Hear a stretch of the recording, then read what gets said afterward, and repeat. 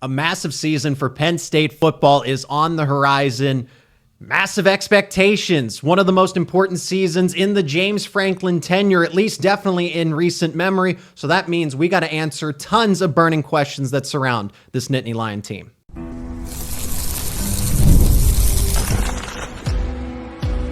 You are Locked On Nittany Lions, your daily podcast on the Penn State Nittany Lions.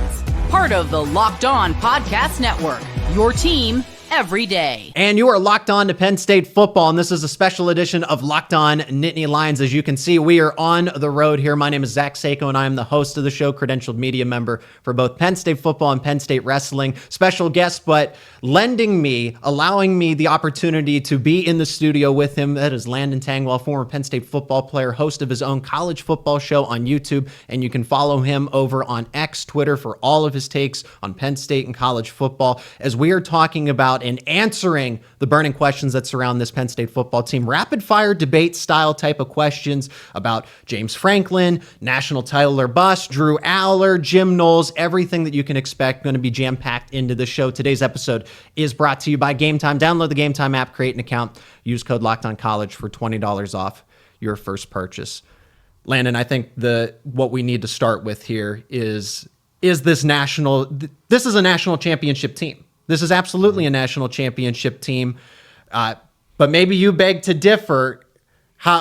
Is this the top team in the country, or is this a team that's on the outside looking in, or should they be considered one of the favorites to win a national title? Yeah, I think you have to be considered one of the favorites. I do not want to be ranked number one, like we have seen in some possible polls and some different media members putting us at number one, and I don't think we will be. Good news is that Texas and Ohio State face off week one. I think winner of that automatically will go to one, no matter what the preseason rankings are. Yeah.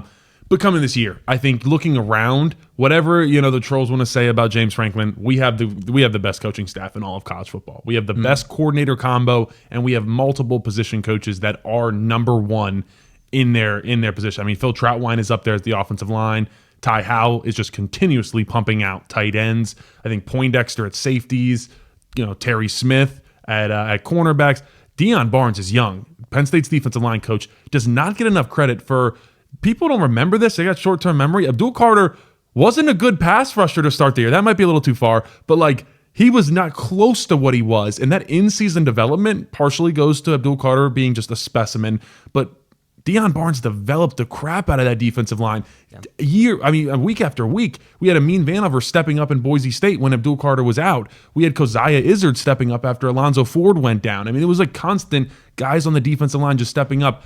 All around you put that together, you have a Heisman-level quarterback. You have what I think is the best run game in all of college football, the best duo, and then a top two offensive line in college football.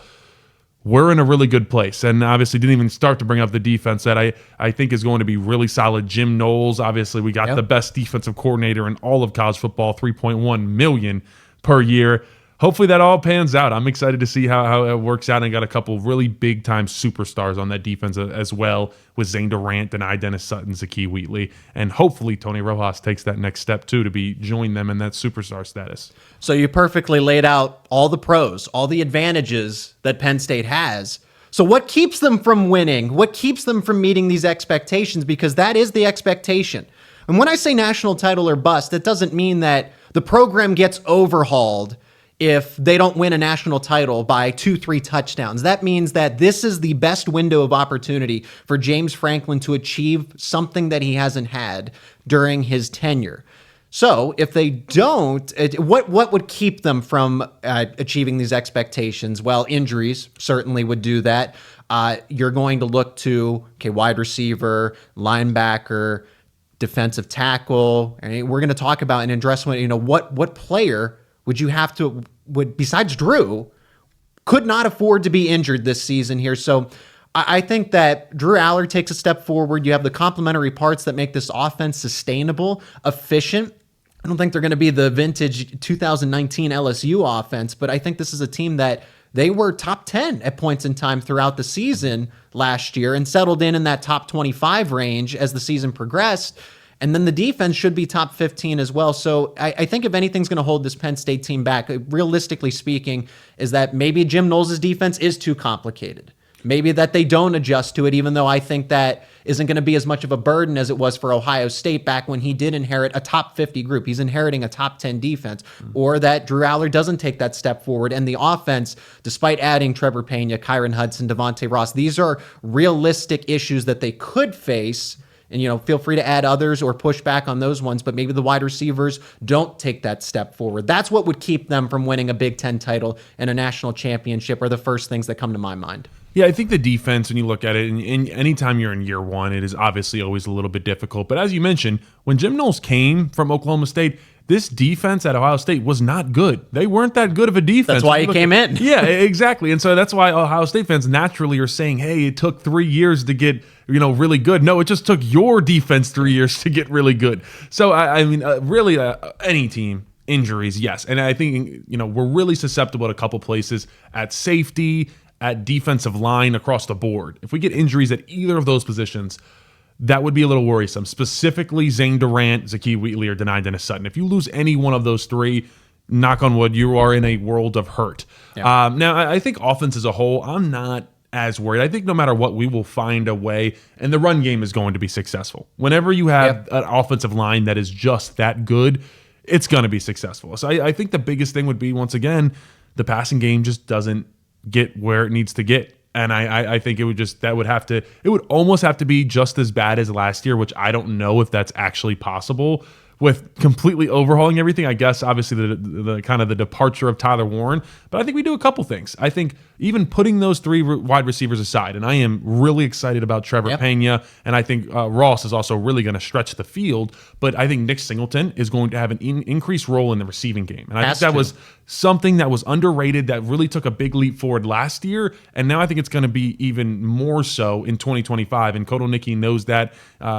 Get him involved in the screen game, let him be explosive in the open field. I mean, that was Kotelnicki's big thing is, hey, let's get our best players the ball in open space and let them work. And then, on top of that, I think the tight ends are still going to be a great room. As much as we just lost one of the best players in college football, you almost have that, not as talented maybe, but you almost have that same 2022 tight end room where you had Brenton Strange, Theo Johnson, and Tyler Warren, where kind of similar to this. You have Khalil Dinkins, who maybe is, I kind of view him more as that Brenton Strange. He loves to block. Oh my gosh, Khalil Dinkins likes to bury dudes. And, saw him limited in his receiving role and his kind of his route tree. Can he take that next step to kind of, he's never going to be an elite route runner, but really kind of develop that more, or he's not just doing more so block and release patterns and a little more complex routes. Luke Reynolds, I think, is on his way to being a superstar. We saw some of the catches he had last year. And then Andrew Rappleyea coming back into the mix after getting injured right before that Bowling Green game last year. Another guy that loves to block. Oh my gosh, he loves to block. He still hasn't caught a pass yet in his collegiate career. So can he actually be involved in the receiving game? But it gives me a little bit of the vibe of that year. So I think no matter what happens on offense, you got things to rely on. It might not necessarily be the greatest, and I think that's kind of funny considering we're saying we have an elite run game and then a Heisman quarterback, and we're still a little bit worried. So I think that kind of that's a testament to our fan base and just how we feel going into this year. But I think we're going to be in a really good place. If it were somewhere to break down, I think it would be the defense. And like I said, just maybe a couple injuries, and we just in the front seven, I think could get a little unchy if we lose one or two guys. I do worry about the 4-2-5 because you are susceptible to power run just by proxy, just by the natural, like you have an extra defensive back out there. So if you lose Zane Durant, any of them, Zane Durant, Alonzo Ford, Xavier Gilliam, any of those first three in a theoretical 17-game schedule, right? The depth has to stay in, and the same thing goes for linebacker Tony Rojas. If you just lose what you have in run defense, it's just going to make it tougher. And it's like, then your offense can't build that chemistry, that momentum. If there's off the football field, if people can just run it at you and you can't stop them. So that's kind of the thing that lingers out there that maybe could keep Penn State from achieving the highest goals possible. So in that reality, that's how we'll wrap up and I'm glad you mentioned Drew Allar as a Heisman candidate, because that's what we'll pick up with in the next segment. But what happens if Penn State doesn't? Winning a national title cures all. It cures everything over the past decade. Any grievances that someone might have with James Franklin underachieving or not being able to win the big game because, okay, what if you still lose to Ohio State, but you get the Big Ten championship and then you don't? So what's kind of that? There's a mixed bag of results here. Winning a national title, again, fixes everything, kind of like it did with Ohio State. You lost to Michigan, you went 10-2, you got into the playoff and you got on a hot streak and you won the ultimate prize.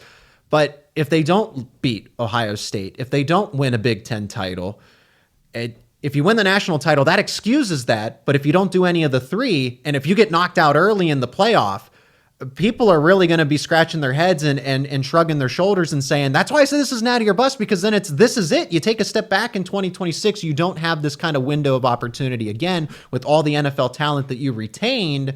So what's kind of that, I guess, doomsday scenario for you, Landon, or what's not good enough?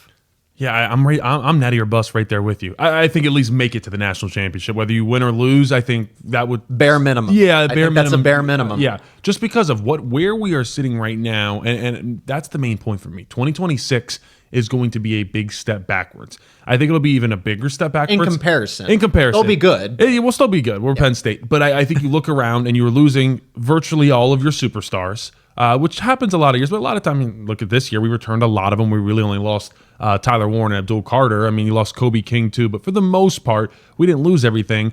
So you lose that. You're probably almost certainly losing Andy Kotelnicki because he was about this close to leaving last year. I think you're starting to think about maybe losing guys. Phil Trautwein's going to send 4 of his 5 starters to the NFL. I know he has aspirations to be an NFL offensive line coach. That would be the time to do it if you make it to even if you make it to the Natty. Yeah.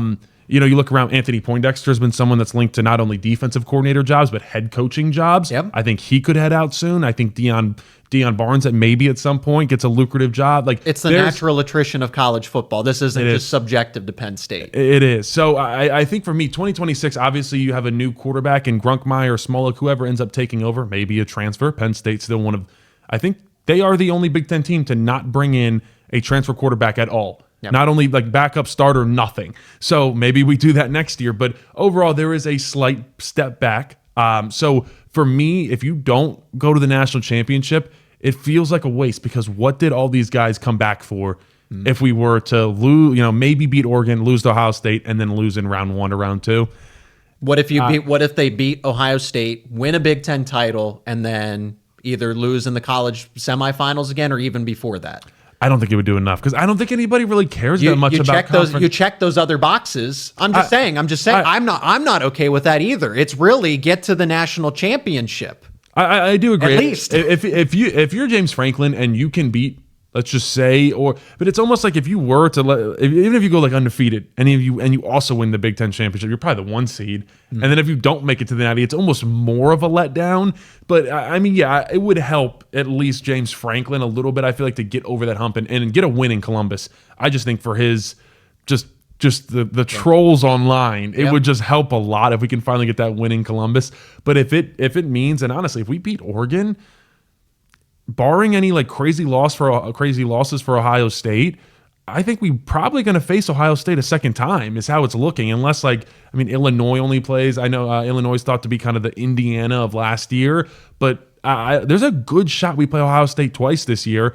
I think it'd be funny if we played 3 times. 3 times? Imagine it would be like a little NFL divisional situation, little Ravens Steelers action.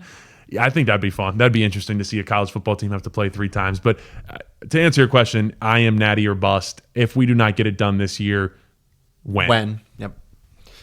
So then, Drew Allar, it's going to be on his shoulders. He can take this team as far as they are capable of. Is he a Heisman contender, right? What would hold Drew Allar back? And also, Ohio State, Oregon, can Penn State finally win the big games? We're going to talk about next. We're going to talk about that next here on this special edition of Locked On Nittany Lions.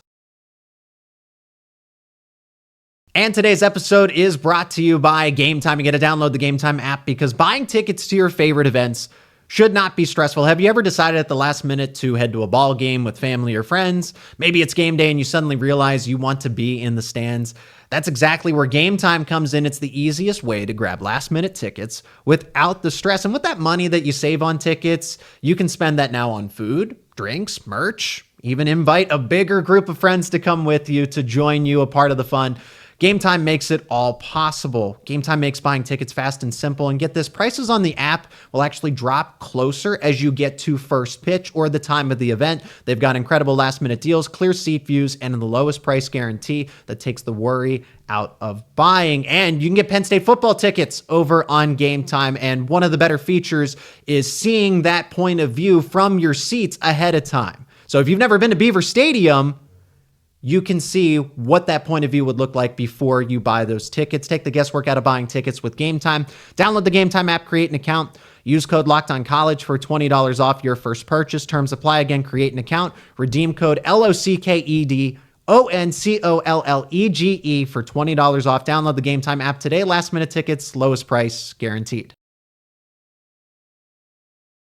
So Drew Allar going into a monumental season. People don't believe in him. I mean, I think the outsiders do, and there are selected Penn State fans that think that, okay, it's kind of the similar fatigue with Sean Clifford, maybe not to that extent because he did start for 4 years and he played at Penn State. He was on the team for 6 years, but now it's like Drew Allar's going into his third consecutive season. So there is that fatigue that is building, and then you're always going to have people on the outside that just want to dunk on him for whatever reason. But a tangible question that we can debate: is he a serious Heisman contender? Does he bring home the Heisman? Because that would add a lot of clout for Penn State for quarterback prospects to join. Look at the run that LSU went on with Joe Burrow and Jaden Daniels, right? So now quarterbacks are just naturally attracted to that program.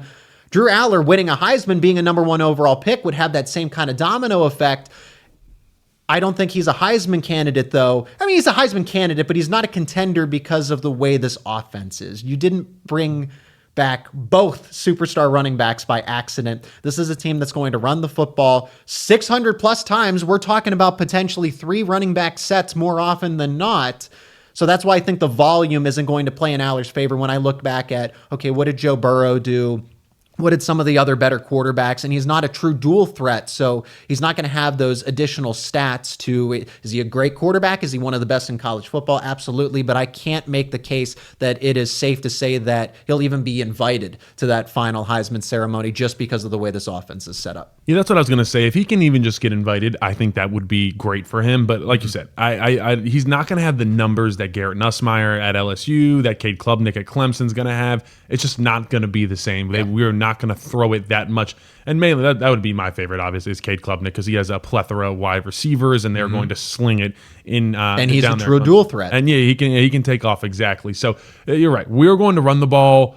I don't know exact splits last year, but I think it could be close to 60-40 for us at least this year. I'd be fine if we almost literally go 70-30, like run. I mean, why not? Why? I mean, you look at what happened in those. I mean, Oregon ran for 300 yards. Against Notre Dame, we ran for a little over 200 and could have kept going. So why not you return the whole offensive line outside of Salim Wormley? But I think if you keep Rucci, we were talking about before the show, keep Rucci at right tackle and plug Donko in at right guard, I'd argue that line is even better, and all of those guys are a year further with Philip Trautwein and just continuing to progress.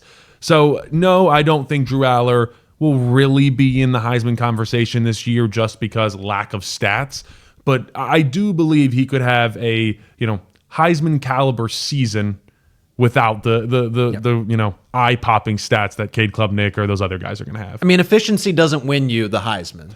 That's the thing. It's the 5,000 yards and 500 yards on the ground if you're running the football. So what Jaden Daniels, what Joe Burrow, Tim Tebow's, I guess, a longer ways away now than I realize off the top of my head here. But that's the thing.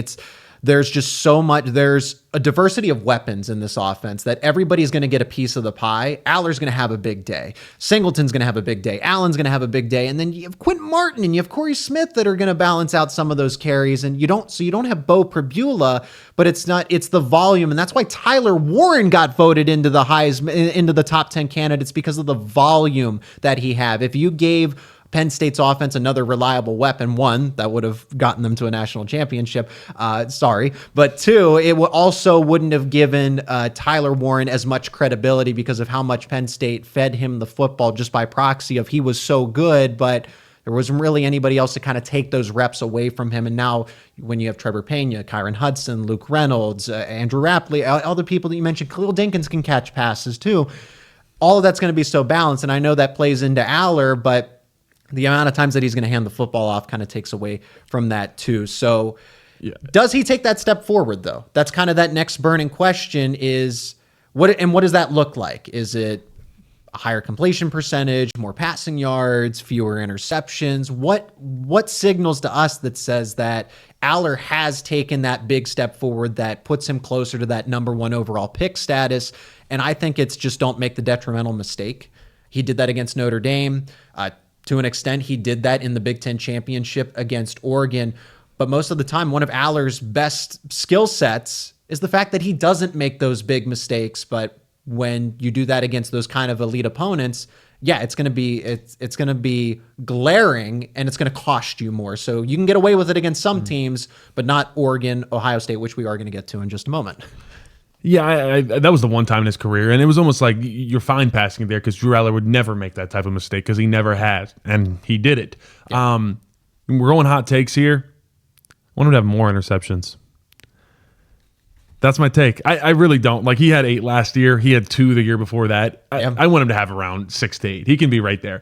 But what I really mean by that is he needs to take some more risk. I don't think Drew Allar, and a big reason of that was that he wasn't comfortable enough in his wide receivers to take risks. He took risks to Tyler Warren, but he wasn't going to take a risk to outside of week 1. He didn't take one to Trey Wallace or Amari Evans. That's the other thing. And when he did, it cost him. It cost him, the exactly. Ohio State guy, Igbenison in the end zone, took the ball literally out of Trey Wallace's hands. It was a good pass, too. It wasn't like that was Drew Allar's fault. So that is really where I'm at. I was more joking about the more interceptions, but just taking more risk and being confident in his wide receivers that can hopefully actually truly help him out. Luke Reynolds showed the ability to go up and be able to get some balls, too, so I don't think he will be Tyler Warren, but he will still be able to go be that 50-50 guy for Drew. That's a big body receiver.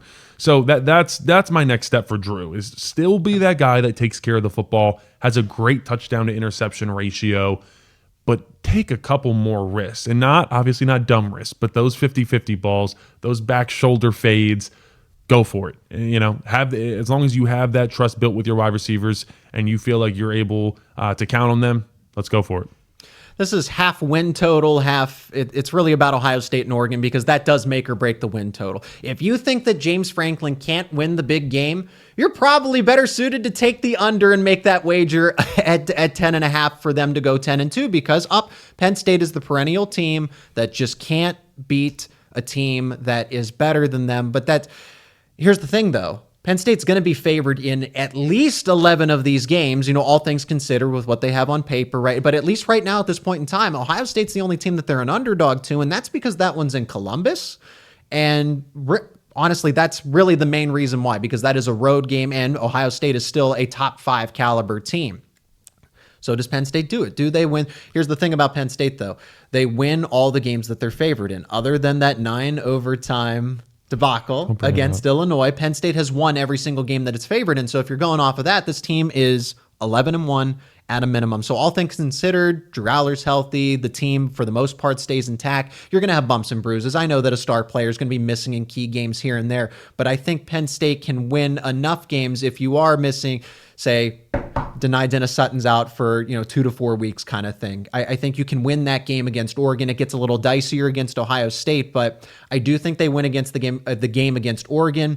I'm not entirely sure about the one against Ohio State, even though I think Penn State is better right now on paper, but these games are decided on grass. So does Penn State go over that win total? Do they win the big game in your mind, Landon? Well, what I think is interesting real quick is that James Franklin at Penn State has only won 3 games where he's been the underdog. Now, 2 of those 2016, that was Ohio State, and then the Big Ten championship against Wisconsin. The third one was the Pinstripe Bowl in 2014. So it's been almost 10 years since James Franklin has won a game where he has been the underdog. Utah was a close one, but we ended up being about 1.5-point favorites before kickoff.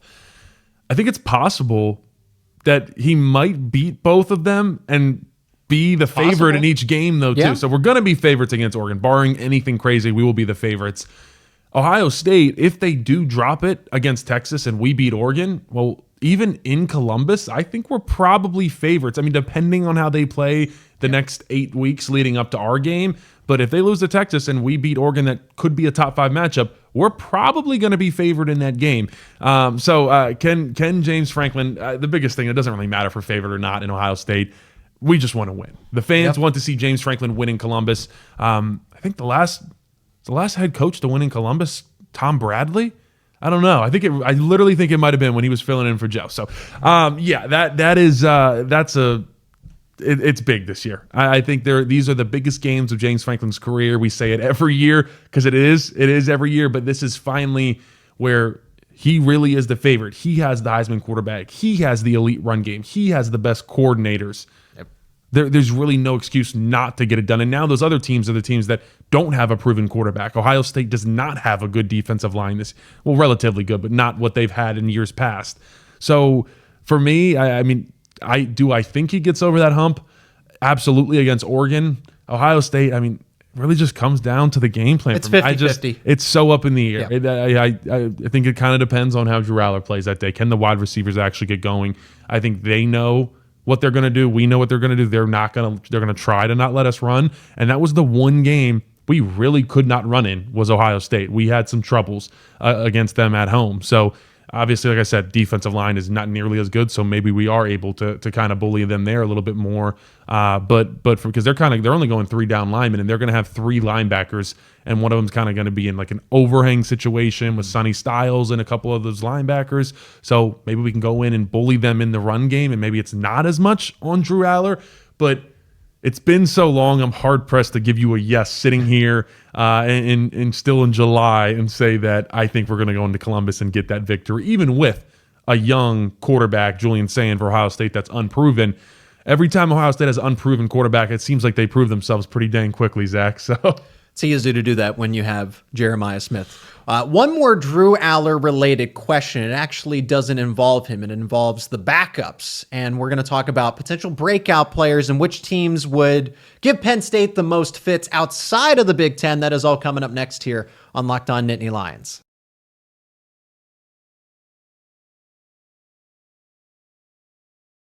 That Drew Allar question extends to Jackson Smolik and Ethan Grunkemeyer. And again, it's a knock on wood situation because we already prefaced that, well, Penn State's not going to be able to go very far if Allar, again, I don't want to speak it into existence, but this is why you have depth. You need depth because it is football. It's unpredictable.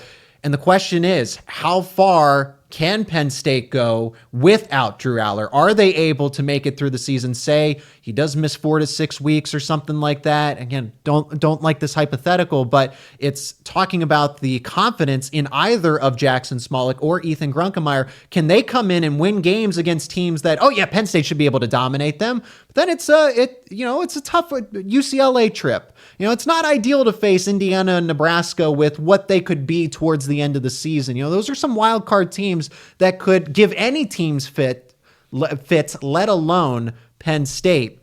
So the question is, can Jackson Smolik or Ethan Grunkemeyer fill in, on a 2 to 4 week moment's notice there and win games that Penn State should dominate in, should win in? I don't know about Oregon and Ohio State, but I feel like those two guys actually are capable of leading Penn State to wins against all of those other teams. The one I do worry about is actually Nebraska towards the end of the season. I think that one, or going on the road at Kinnick against Iowa. Those are the two ones that I circle where a backup quarterback, I don't know. But I actually feel pretty confident about either of Smolik or Grunkemeyer. I don't know who wins QB2. Backup quarterback didn't work too well last time we were in Kinnick, huh?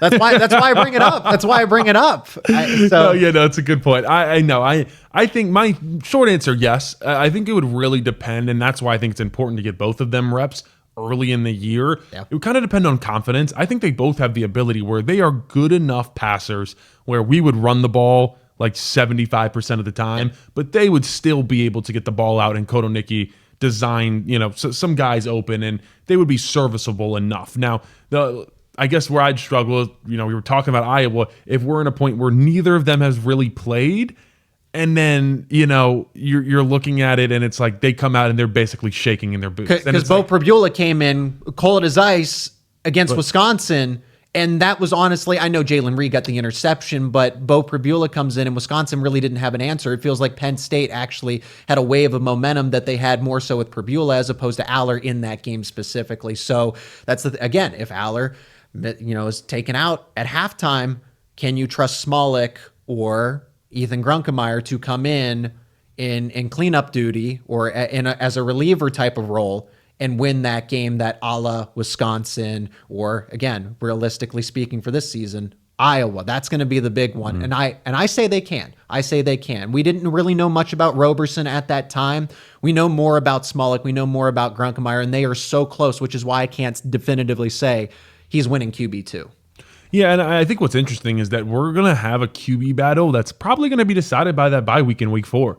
Like those 3 games, they should both absolutely play in both, and all 3 if they haven't. Something has went horribly wrong. Another Bowling Green. Although I don't think any of these the first 3 teams that we play are even close to as talented as Bowling Green was last year. So I think we're safe. So we're going to see both of them. So that's going to be, as much as it's going to be fun to watch other things and watch the wide receivers start to gel, and obviously they'll be a part of that.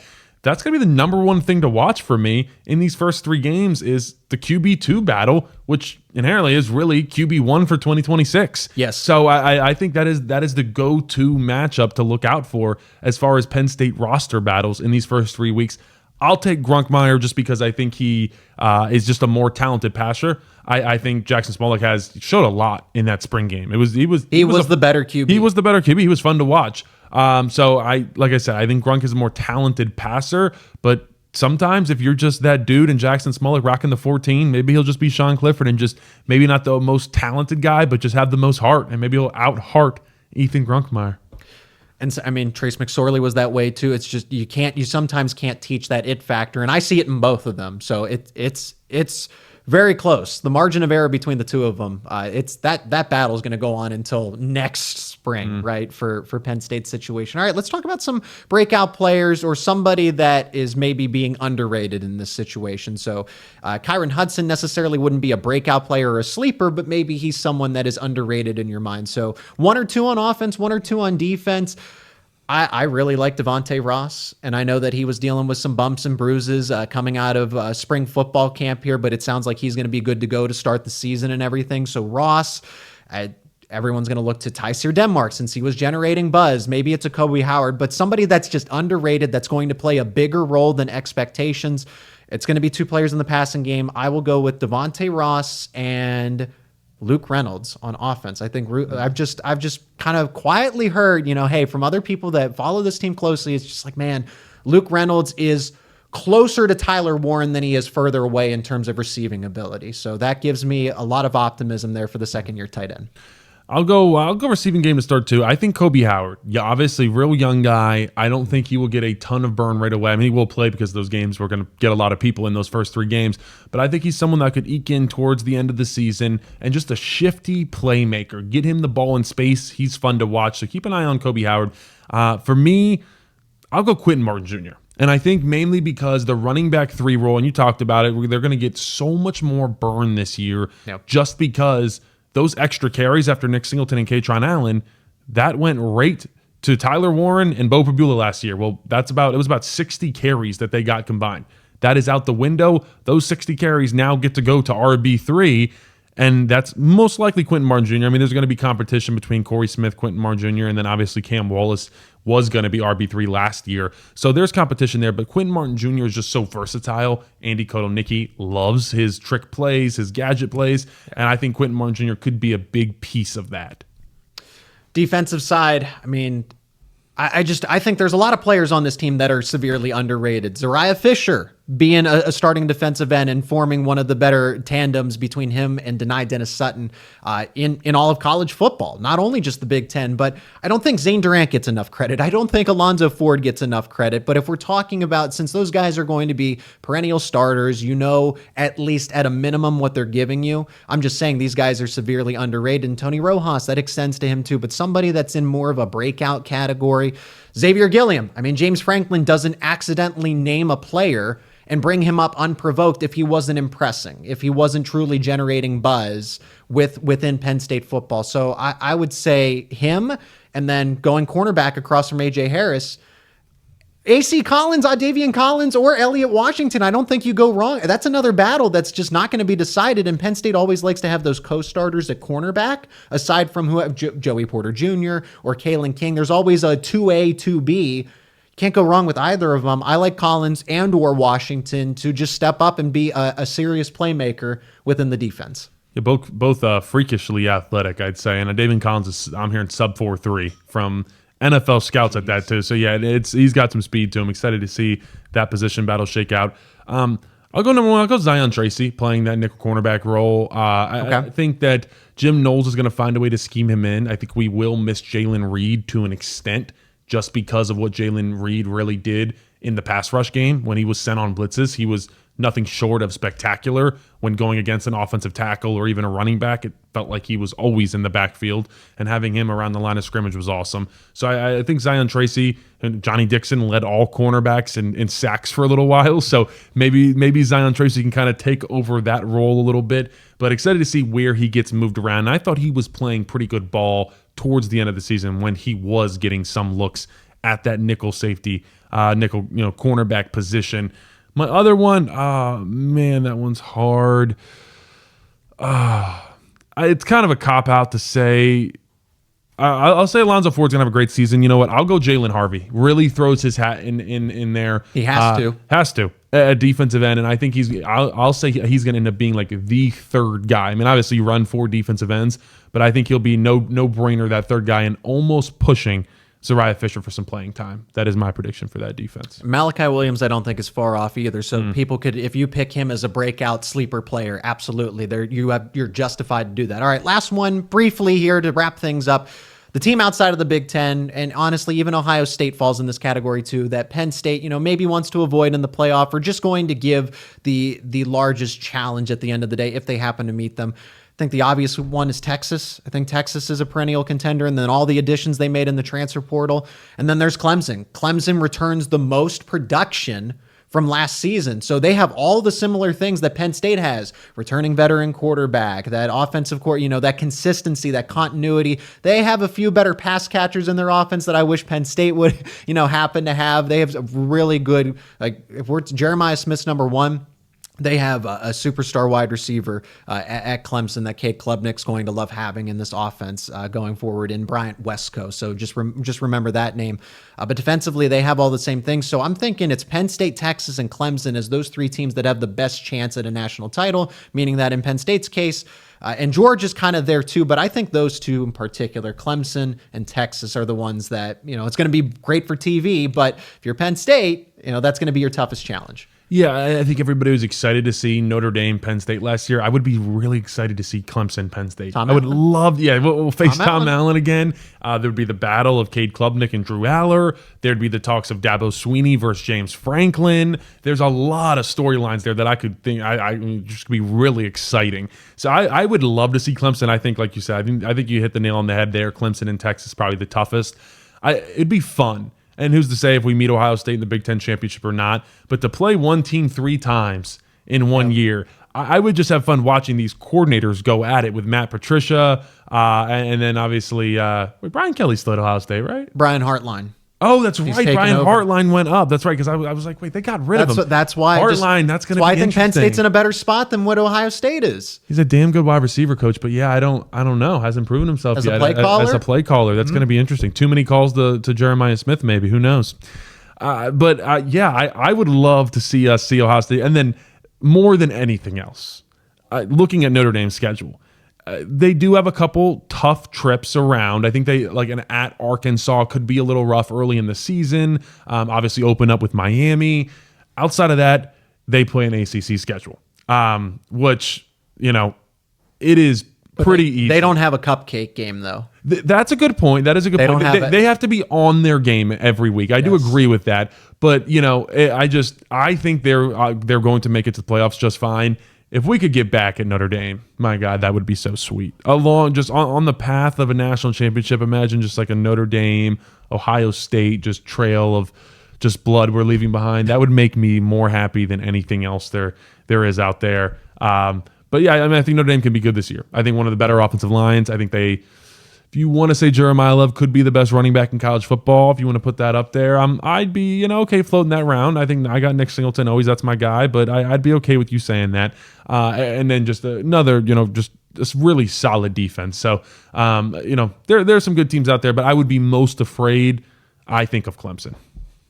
And that's where we'll end things with this edition of Locked On Nittany Lions, a special edition, as Landon was, again, generous enough to lend me his studio for this episode. So, Landon, thank you so much for allowing me to do this and collaborate with you on not just this show, but on your show as well. So give him a follow on X, on YouTube. Check out his college football show where he's going to talk about so many more things Penn State and college football related. If you're not an everydayer, become one. Subscribe to Locked On Nittany Lions on YouTube and wherever you get your podcasts for all the latest discussions around your favorite Penn State football team, Penn State sports teams, whether it's football, wrestling, basketball, and even talking recruiting. It is all right here on Locked On Nittany Lions.